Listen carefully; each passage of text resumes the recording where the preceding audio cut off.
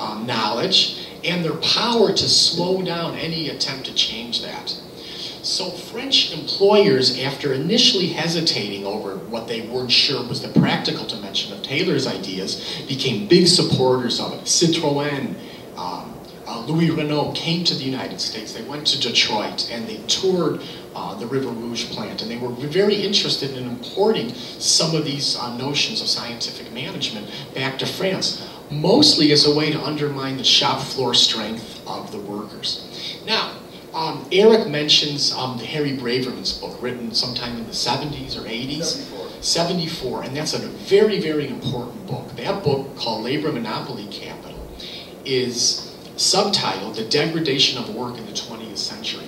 And what Braverman is doing is he's telling a story of the Taylorism, of shop floor strength, of working class power. But it's a little bit one-sided. Taylor analyzes the way that employers are trying to institute Taylorism and eventually the Babbage principle to labor.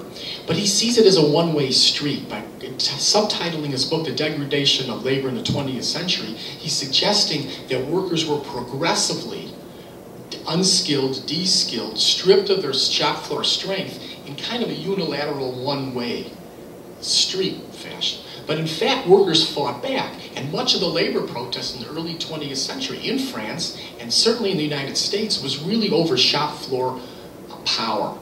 And the result was varied depending on the occupation, the industry, the particular balance of forces, and in many cases, workers were able to slow down the process of technological change or to have it instituted in a way more favorable to them. And I won't go into the details here because they're very varied and it's very elaborate. I take much of that up in the book. Now, gender plays a very big role in here, so Eric's second question really is very important for this whole discussion. What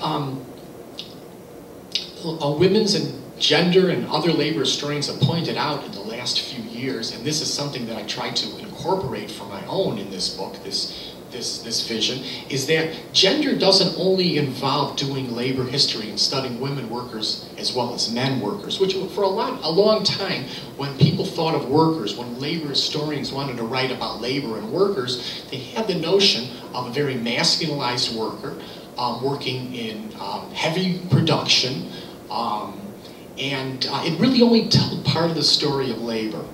So including the experience of women workers is one of the big gains of scholarship and the debates in labor history over the last few years. But there's a far more profound notion that has come out of there that I've tried to develop in the book, and that's the idea that gender also structures politics, and it structures labor, and it structures production.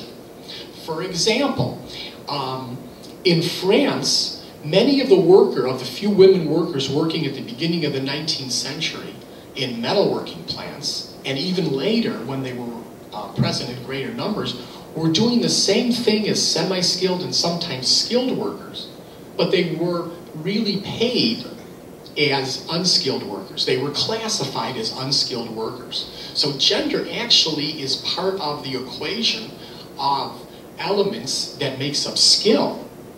And we see these. I have a long discussion about the collective bargaining agreements that emerge out of the strikes of 1936. 1936 at that time, and similarly in the United States in 1937, was the beginning of state-sponsored tripartite agreements. So the state now is collaborating with unions and employer organizations to set up classification systems. And these were highly gendered because it was women couldn't be skilled in both cases. Not because of what they're doing, but because who they were. So gender is very, very important in the industrial process. And of course it has many, many questions for solidarity across skill. That's a big theme in the book too that I haven't been able to talk about yet for time, but the skills across, the solidarity across skills divides, across occupational divides, men and women, all these things are essential for labor politics, and they're all a big part of the equation. Now, what about gender in politics? Well, gender also structures politics as well. Women only received the right to vote in France, were able to gain the right to vote in 1945, which is really remarkable when you think about it, how incredibly late that is and how backwards that is. But what it meant was that formal politics was something that was really excluded women as a result. Significantly, during the Popular Front, there were several undersecretaries who were women. The Popular Front government had a much better position on this than maybe French society as a whole, and did name several women to positions as undersecretaries, sous-ministre in French.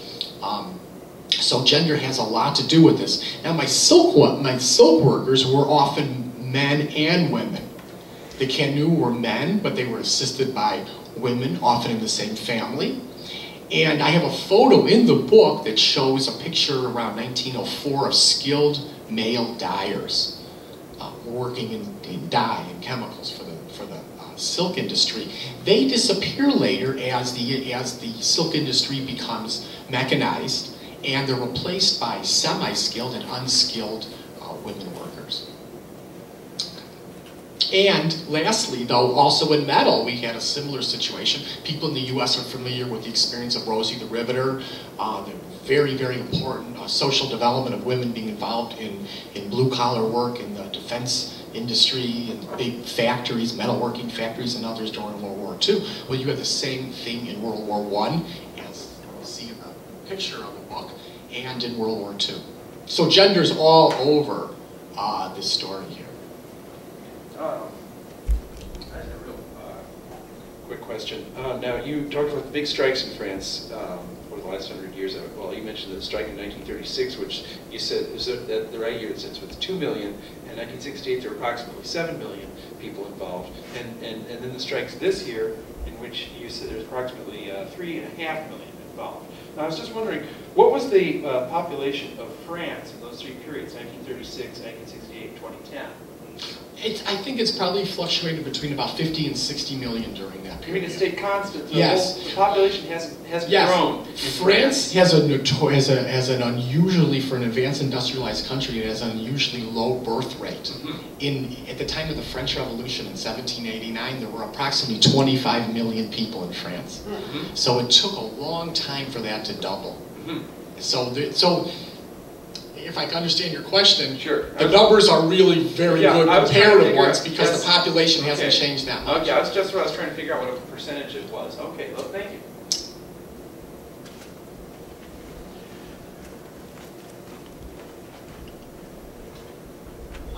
I guess your presentation raised a lot of questions, and I'm putting it in my own context. I've been a union carpenter for 30 years.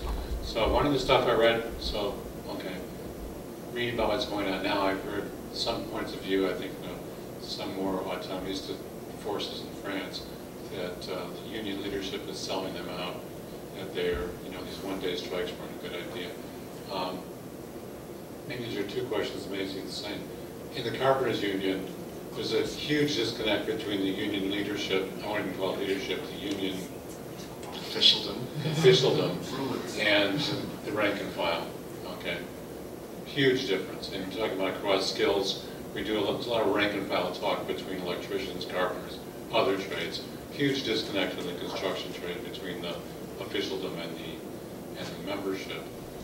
So I guess one question is, I'm wondering in your studies of what goes on in France, is it the same kind of separation between the rank and file and the officialdom? And this is a different question, but somewhat related. I've been thinking about a lot. In this cross-trade stuff that's going on, and what you referred to early in your talk about the establishment of a class identity, there's a real clear class sense that we're all on the same side in many different ways, socially, labor-wise. I'd like to hear your response to both those things in terms of what's going on in France or in the period you studied more specifically. Well, there's to talk about what's happening right now, there is a feeling that a general strike should have been called, and the union bureaucrats don't want to see things get out of control, and they would prefer negotiations. They would prefer the type of movement that they can control. The unions, though,